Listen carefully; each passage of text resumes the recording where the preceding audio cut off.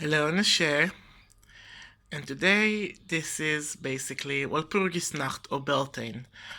And according to the very German tradition in which I believe in, this is an excellent time to do magical oil.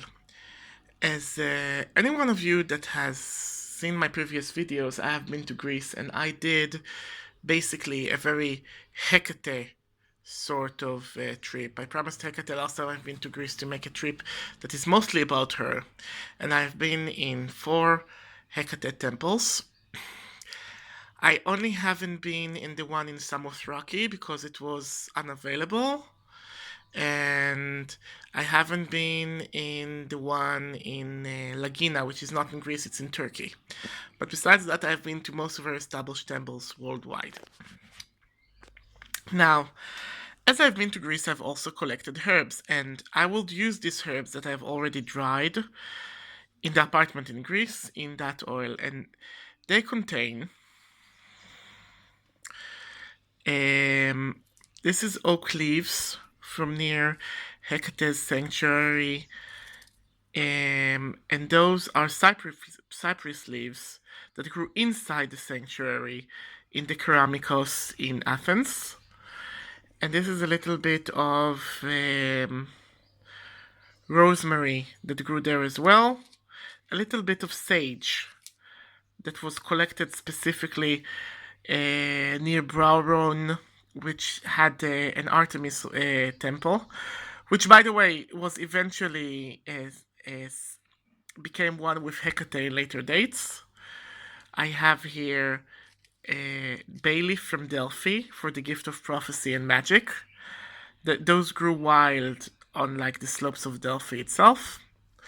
I also have Greek olive oil, which is delicious. I actually prefer the Israeli olive oil more, but the Greek one is also very special. I got some silver leaves here because it's a sacred metal, some jet, a little stone from one of our temples in the mountains. It was near it. I didn't take anything from the antiquities in it, of course.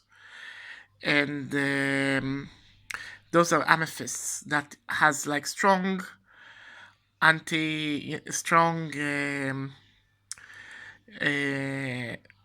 underworld connections. In the end, I also have some Greek honey, and the reason why I'm using Greek honey is because one of Hecate's favorite offerings is called amphifon, and amphifon is a honey cake. And I want in this bottle to have something that is attractive to her, not just something that represents the power of her. So let me begin. I take the bottle. First of all, I uncork it, and I'm doing it all with one hand. And I let some incense in it to make it sanctified and consecrated. I make incense around it, in it. It's like if you're using a used thing, make sure it's properly cleaned. I'm using a new container for this. Okay. Now, even though it's it's a Hecate oil, I'll always start with an Eshu ingredient, which is because Eshu is the gate opener in my voodoo tradition, so he has to be there. So I'm starting with the jets. Those jets are, by the way, triangular, which is like the shape of Hecate.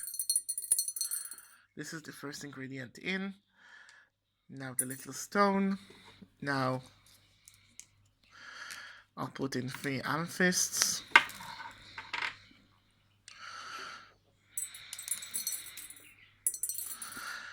Okay, I had a little bit of a spill, but it's okay. If there is a little chaos when you're doing your magic, this is a good sign that your magic works. Okay, now I'm putting the oak leaves in. Now, I'm not grounding anything because this is an oil. It needs to marinate and give its fragrance to the oil. Now I'm putting the